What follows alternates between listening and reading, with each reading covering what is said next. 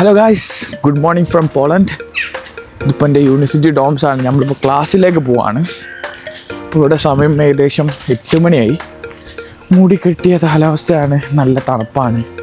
അപ്പോൾ നമ്മൾ നേരെ നമ്മളെ പോളണ്ടിലെ പുതിയ യൂണിവേഴ്സിറ്റിയും ക്ലാസ്സും ഒക്കെ ആണ് ഇന്നത്തെ നമ്മളെ വ്ളോഗ്. അപ്പോൾ നമ്മൾ നേരെ നടന്നു പോയിട്ട് ഇവിടുന്ന് ഒരു 20 മിനിറ്റ്സ് ഉണ്ട്. ഒരു ട്രെയിൻ കയറിയിട്ട് വേണം നമ്മൾ പോകാൻ.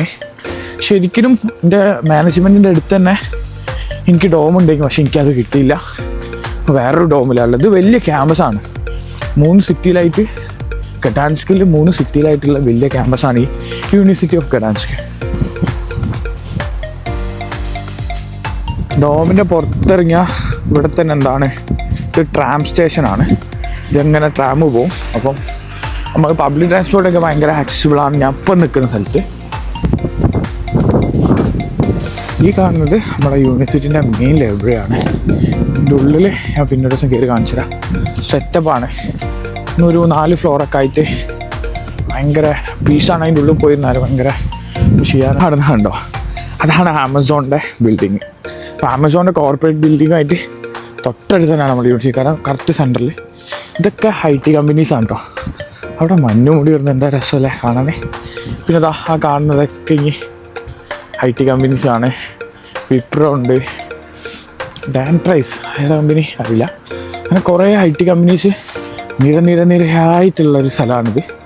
ഇതൊക്കെ നമ്മളെ യൂണിവേഴ്സിറ്റിൻ്റെ തൊട്ട അടുത്ത് തന്നെയാണ്. അപ്പം ഈ സിറ്റി നല്ലൊരു എക്സ്പോഷറാണ് ജീവിക്കാനും കാര്യങ്ങൾക്കൊക്കെ. എല്ലാ സംഭവങ്ങളും ഇവിടെ തന്നെ ഉണ്ട്. നമ്മുടെ ലൈബ്രറി ഭാഗം യൂണിവേഴ്സിറ്റി ഓഫ് ഗഡാൻസ്ക്. പോളണ്ടിൻ്റെ IT ക്യാപിറ്റൽ പറയുന്നത് വാർസോ ആണ്. പക്ഷേ ഈ ഗഡാൻസ്കിലും ഈ പോർട്ട് വരുന്നുണ്ട്. ഇവിടെ കടലിനടുത്ത് വരുന്നത് കൊണ്ട് ധാരാളം IT കമ്പനികൾ ഇവിടെയും പ്രവർത്തിക്കുന്നുണ്ട്. ഈ ഒരു ഏരിയ കണ്ടോ, ഫുൾ IT കമ്പനീസാണ്. അവിടെ കാണുന്നതും IT കമ്പനീസാണ്. മഞ്ഞ് മൂടിയിട്ട് ഏതായാലേ രസം കാണാൻ. അയ്യോ, പിന്നെ ഇവിടെ നടക്കാനുള്ള സ്ഥലം കണ്ടോ. സൈക്കിളിന് വേണ്ടി വേറൊരു ട്രാക്ക് തന്നെ ഉണ്ട്. ആൾക്കാർക്ക് ഇതിൽ നടക്കാം, അതിൽ വേണം അതിൽ നടക്കാം. സംഭവം കൂളാണ്.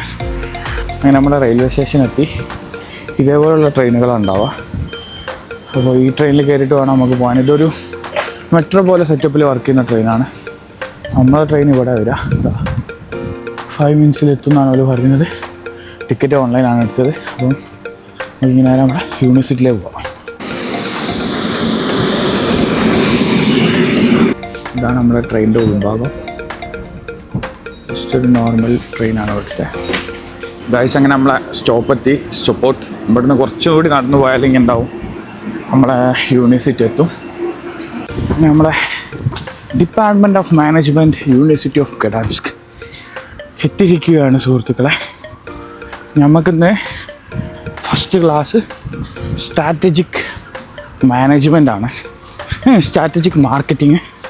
അപ്പോൾ അതാണ് ഫസ്റ്റ് ക്ലാസ്. 3rd ഫ്ലോറിലാണ്. 3rd ഫ്ലോറിലാണ് നമ്മൾ ക്ലാസ്.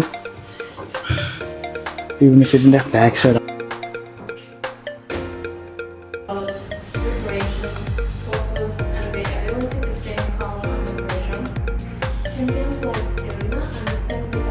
ഗൈസ്, അങ്ങനെ നമ്മളെ ക്ലാസ് കഴിഞ്ഞ് പുറത്തേക്ക് പോവാണ്. 2 ക്ലാസ് ഉള്ളത്. 2 ക്ലാസ്സും കഴിഞ്ഞ് ഇറാസ്മസ് സ്റ്റുഡൻ്റ് ആയതുകൊണ്ട് തന്നെ എനിക്ക് ഇവിടുത്തെ എക്സാം എഴുതണം.